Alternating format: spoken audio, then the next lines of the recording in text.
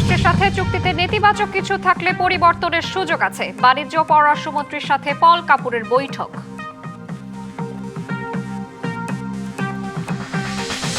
সন্ত্রাসী চাঁদাবাজদের তালিকা প্রস্তুত হচ্ছে। দুষ্টদের দমনে সারা দেশে শিগগিরই শুরু হচ্ছে অভিযান, জানালেন স্বরাষ্ট্রমন্ত্রী।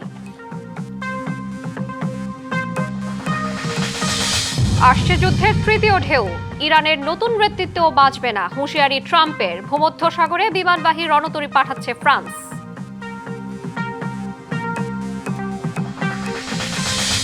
এবং টি-20 বিশ্বকাপের সেমিতে আজ সাউথ আফ্রিকা নিউজিল্যান্ড লড়াই। চাপ জয় করে ফাইনালে যেতে চায় প্রোটিয়ারা।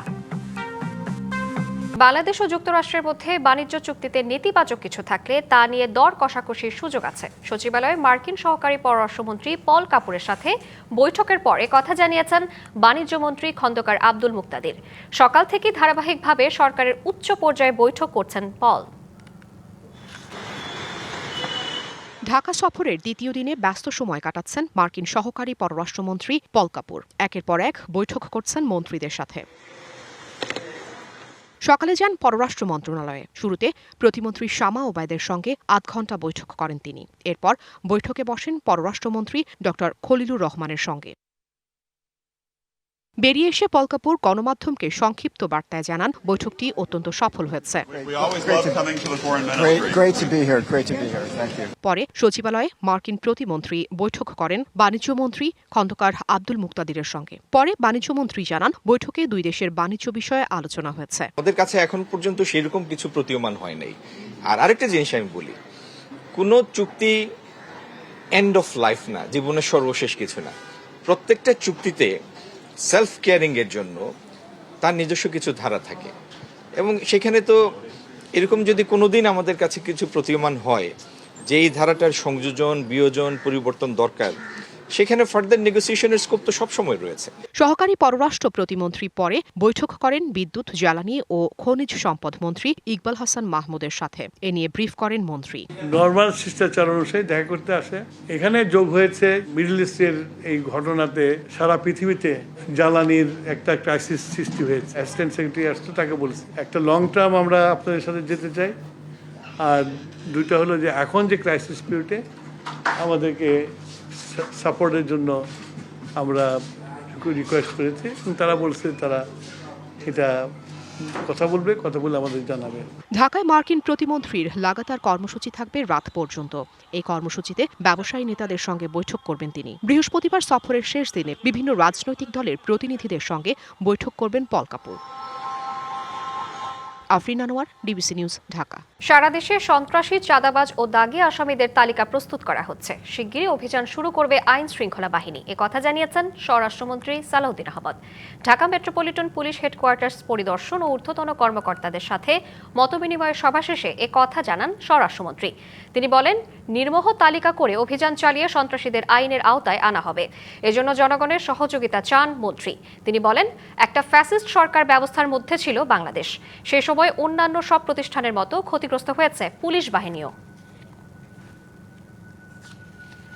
দেশব্যাপী, বিশেষ করে ঢাকা থেকে আমরা শুরু করব। যারা অস্ত্রধারী, সন্ত্রাসী, দাগী আসামি, যারা সমাজে বিশৃঙ্খলা সৃষ্টি করছে, তাদের একটি তালিকা প্রণয়ন করা হচ্ছে। সেটা নির্মোহভাবে তালিকা প্রণয়ন করা হচ্ছে এবং আনবায়াস তালিকা প্রণয়ন করা হচ্ছে। সেটা আমরা স্ক্রুটিনি করে তাদেরকে আইনের আওতায় নিয়ে আসার ব্যবস্থা করব খুব শিগগির। জ্বালানির যে মজুত আছে তাতে মার্চ মাস ভালোভাবে চলবে বলে জানিয়েছেন বিদ্যুৎ, জ্বালানি ও খনিজ সম্পদ মন্ত্রী ইকবাল হাসান মাহমুদ। সচিবালয়ে তিনি সাংবাদিকদের জানান, লোডশেডিং সর্বনিম্ন পর্যায়ে রাখার সব চেষ্টা করছে সরকার। তবে যুদ্ধের প্রভাব মোকাবেলায় সবাইকে সাশ্রয়ী হওয়ার অনুরোধ জানান মন্ত্রী। আমরা যদি সাশ্রয় হয়েছে মার্চটা আমরা তাহলে ঠিক মতো চালাতে পারবো আর কি। মার্চের পরে আমাদের যেসব কমিটমেন্টগুলো আছে ওগুলো যদি ঠিক হয়ে যায়, চলে আসে, তাহলে থাকবে না। আমাদের ক্রাইসিস থাকবে হলো ঈদের ছুটি পর্যন্ত। জুলাই গণ অভ্যুত্থানের রামপুরায় কার্নিশে ঝুলে থাকা ব্যক্তিকে গুলি ও 2 হত্যা মামলার রায় হলো না আজ। নতুন প্রমাণ দাখিলে 4 সপ্তাহ সময়ের আবেদন করেছে প্রসিকিউশন। সকালে চিফ প্রসিকিউটর আমিনুল ইসলামের আবেদনের পরিপ্রেক্ষিতে রায় ঘোষণা স্থগিত করে ট্রাইব্যুনাল। নতুন তথ্য প্রমাণ হাতে আসায় এ আবেদন করে প্রসিকিউশন। এ মামলায় তৎকালীন Dhaka metropolitan police commissioner Habibur Rahman সহ 5 জন সাবেক পুলিশ কর্মকর্তার বিরুদ্ধে অভিযোগ আনা হয়েছে। অন্য আসামিরা হলেন তৎকালীন ডিএমপি অতিরিক্ত উপকমিশনার রাশেদুল ইসলাম, তৎকালীন রামপুরা থানার ভারপ্রাপ্ত কর্মকর্তা মশিউর রহমান, তৎকালীন উপপরিদর্শক তরিকুল ইসলাম ভূঁইয়া ও তৎকালীন রামপুরা পুলিশ ফাঁড়ির সহকারী উপপরিদর্শক চঞ্চল চন্দ্র সরকার। ঈদ সামনে রেখে দ্বিতীয় দিনের ট্রেনের আগাম টিকিট বিক্রি হয়েছে। 14 মার্চের টিকিট দেওয়া হয়েছে আজ সকাল 8টায়। রেলওয়ে পশ্চিমাঞ্চলের টিকিট বিক্রি শুরু হয়। কমলাপুর রেলওয়ে স্টেশনের ম্যানেজার সাজিদুল ইসলাম জানিয়েছেন, প্রথম 30 মিনিট সার্ভারে 20 লাখ হিট হয়েছে। এছাড়া পূর্বাঞ্চল রুটের 16,000 টিকিট ছাড়া হয়েছে আজ। এবারও শতভাগ টিকিট অনলাইনে বিক্রি হওয়ায় স্টেশনের কাউন্টারে কোনো ভিড় দেখা যায়নি। তবে কিছু যাত্রী অনলাইনে টিকিট না পেয়ে কাউন্টারে আসেন। তারা জানান, বিক্রি শুরু হওয়ার পরপরই শেষ হয়ে গেছে টিকিট। মধ্যপ্রাচ্যে সৃষ্ট যুদ্ধ পরিস্থিতিতে আজ পঞ্চম দিনে বাতিল হয়েছে 25টি ফ্লাইট। শাহজালাল আন্তর্জাতিক বিমানবন্দর থেকে কাতার 4টি, কুয়েত 2টি, জাজিরা 2টি, এয়ার আরেবিয়া শারজা ও আরব আমিরাত রুটে 8টি, এমিরেটস 5টি এবং ইউএস বাংলা এয়ারলাইন্সের 4টি ফ্লাইট বাতিল করা হয়। বাংলাদেশ বেসামরিক বিমান চলাচল কর্তৃপক্ষ জানিয়েছে, এ নিয়ে বাতিল হওয়া ফ্লাইটের মোট সংখ্যা দাঁড়ালো 173টিতে। তবে যাত্রীদের ভোগান্তি কমাতে আগে থেকে ফ্লাইট বাতিলের তথ্য জানিয়ে দিচ্ছে এয়ারলাইন্সগুলো। এদিকে গতকালই সব ধরনের ভিসার মেয়াদ 1 মাস বাড়ানোর কথা জানিয়েছে কাতার, যা 28 ফেব্রুয়ারি থেকে কার্যকর হয়েছে। 74 বছর ধরে ইফতারে রাজশাহীর বাটার মোড়ের জিলাপির স্বাদ নিচ্ছেন রোজাদাররা। ঐতিহ্য থাকলেও পরিচ্ছন্ন নয় পরিবেশ। শুধু জিলাপি নয়, রাজশাহীর প্রচলিত ইফতার সামগ্রীও স্বাস্থ্য উপযোগী নয়। রোজাদারদের জন্য এসব খাবার ক্ষতিকর বলছেন চিকিৎসকরা। পোড়া তেল, ভাজার পাত্রটিও নোংরা, রাস্তার ধুলো, শরীরের ঘাম সবই মিশে যাচ্ছে জিলাপির খামিরে। অস্বাস্থ্যকর এই জিলাপি নিতেই ভিড় লেগে আছে মানুষের।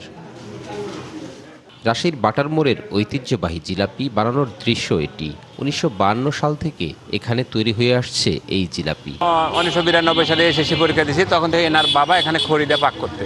তখন থেকে নামকরণ মানুষের কাছে শুনে আসছি, তবে গুণগত মানটাই একই রকমের আসছে। আর এখানে জিলাপি অনেক আগে থেকে বিক্রি হয় এবং আমরাও অনেক আগে থেকে খাই। বাটার মোড়ের জিলাপির সুনাম তো রাজশাহীতে না, পুরো রাজশাহী বিভাগেই আছে। আমাদের দোকান শুরু হয়েছে 52-র আগে, মানে প্রায় 76 বছর বয়স। মানে আমাদের গ্রামে 47-এর পর থেকে আমাদের দোকানটা চালু হয়েছে। আমি এই দ্বিতীয় প্রজন্ম এই দোকানে। শুধু জিলাপি নয়, ইফতারের তেলে ভাজা প্রায় সব সামগ্রী তৈরি হচ্ছে অস্বাস্থ্যকর পরিবেশে। এরকম খোলা পরিবেশের খাবারটা আমাদের আসলে শরীরের জন্য ভালো না। তো আমার মনে হয় যে আরও স্বাস্থ্যসম্মত হওয়া উচিত। এগুলো খেয়ে আমার মনে হয় না বেশি দিন কোনো মানুষ সুস্থ থাকতে পারবে। চিকিৎসকরা বলছেন, উচ্চ তাপে পোড়ানো তেলে তৈরি এসব সামগ্রী লিভারে চর্বি জমা, ডায়াবেটিস, হৃদরোগ, পরিপাকতন্ত্রের জন্য নানা জটিলতা সৃষ্টি করতে পারে। এই হাই হিটে এই সয়াবিন তেল বা তেলগুলো যখন বারবার হিট করা হয়, তখন এই তেলটা অক্সিডাইজড হয়ে যায় এবং তার অনেকগুলো কেমিক্যাল তৈরি করে, যেটা সাংঘাতিক ক্ষতিকর। রোজায় সুস্থ থাকতে ইফতারে ভাজা পোড়ার পরিবর্তে ফল ও স্বাস্থ্যকর খাবার খাওয়ার পরামর্শ তাদের। Sourav Habib, DBC news, Rajshahi. যুদ্ধের তৃতীয় ঢেউ আসছে, ইরানের নতুন নেতৃত্ব বাঁচবে না এমন হুঁশিয়ারি দিয়েছেন ডোনাল্ড ট্রাম্প। হরমুজ প্রণালীতে ট্যাঙ্কারগুলোকে সুরক্ষা দিতে নৌবাহিনী মোতায়েনের কথাও জানান তিনি। অন্যদিকে মধ্যপ্রাচ্যে ক্রমবর্ধমান উত্তেজনা নিরসন ও আন্তর্জাতিক সমুদ্র পথে নিরাপত্তা নিশ্চিতে ভূমধ্য সাগরে বিমানবাহী রণতরী পাঠাচ্ছে ফ্রান্স। অন্যদিকে ইরান চরম সীমারেখা অতিক্রম করেছে জানিয়ে কাতার বলছে, আক্রমণের জবাব দেয়া হবে। এত কিছুর মধ্যেও জবাব দিয়ে যাচ্ছে ইরান। যুদ্ধ বিস্তৃত হচ্ছে মধ্যপ্রাচ্য জুড়ে। ইরান জুড়ে হামলা চালিয়ে যাচ্ছে যুক্তরাষ্ট্র ও ইসরায়েল। হামলা হয়েছে তেহরানের নিরাপত্তা স্থাপনা সহ এনক্লাব স্কোয়ারে, কেন্দ্রস্থলে, পুলিশ স্টেশনে। ইস্পাহান, কুম এবং উর্মিয়া শহরেও হয়েছে বোমাবর্ষণ। মৃত্যু ছাড়িয়েছে 1000। লেবাননে ব্যাপক হামলা চালাচ্ছে ইসরায়েল। পূর্বাঞ্চলের শহর বালবেকে একটি আবাসিক কমপ্লেক্সে হামলা হয়। মাউন্ট লেবানন এলাকায় আরামুন ও সাদিয়াতে বিমান হামলায় ঘটেছে হতাহতের ঘটনা। কোনো ছাড় দিচ্ছে না ইরান। ড্রোন হামলা হয়েছে দুবাইয়ের মার্কিন কনসুলেট ভবনে। ক্ষয়ক্ষতি হলেও কোনো হতাহতের খবর পাওয়া যায়নি। এছাড়া সৌদি আরবে মার্কিন গোয়েন্দা সংস্থার কার্যালয়েও ড্রোন হামলা চালিয়েছে তেহরান। ইসরায়েলের মেটুলায় হামলার দাবি করেছে হিজবুল্লাহ। ইসরায়েলি বাহিনীর উপর রকেট ছোড়ার কথাও জানিয়েছে লেবাননের এই সশস্ত্র গোষ্ঠী। এদিকে পরমাণু শক্তিচালিত বিমান বাহিনী রণতরী চার্লস দ্য গলকে ভূমধ্যসাগরে মোতায়েনের নির্দেশ দিয়েছেন ফ্রান্সের প্রেসিডেন্ট। ইউরোপীয় ইউনিয়নের সদস্য রাষ্ট্র সাইপ্রাসে আক্রমণ হয়েছে। কৌশলগত অংশীদারত্ব চুক্তি অনুযায়ী তাদের সমর্থন দিতে হবে। তাই আমি সেখানে অতিরিক্ত আকাশ প্রতিরক্ষা সরঞ্জাম পাঠানোর সিদ্ধান্ত নিয়েছি। অন্যদিকে আয়াতুল্লাহ আলী খামেনির মৃত্যুর পর তার ছেলে মুস্তাবা খামেনিকে ইরানের সর্বোচ্চ নেতা নির্বাচিত করা হয়েছে। যুদ্ধের তৃতীয় ধাপ আসছে হুঁশিয়ারি দিয়ে মার্কিন প্রেসিডেন্ট ডোনাল্ড ট্রাম্প বলেছেন, ইরানে বর্তমান সরকারের কোনো নেতৃত্ব টিকবে না। আমরা যাদের নেতা মনে করেছিলাম তারা সবাই এখন মৃত। শুনেছি আরেকটি গোষ্ঠী আসছে। খুব শিগগিরই যুদ্ধের তৃতীয় ঢেউ শুরু হবে। কেউ টিকবে না। তেহরান চরম সীমা অতিক্রম করেছে জানিয়ে কাতার পররাষ্ট্র মন্ত্রণালয়ের মুখপাত্র মাজেদ আল আনসারি বলেছেন, দেশের সার্বভৌমত্বের প্রশ্নে আর ছাড় দেওয়া হবে না। খান মোহাম্মদ মুকুল, ডিবিসি নিউজ ডেস্ক।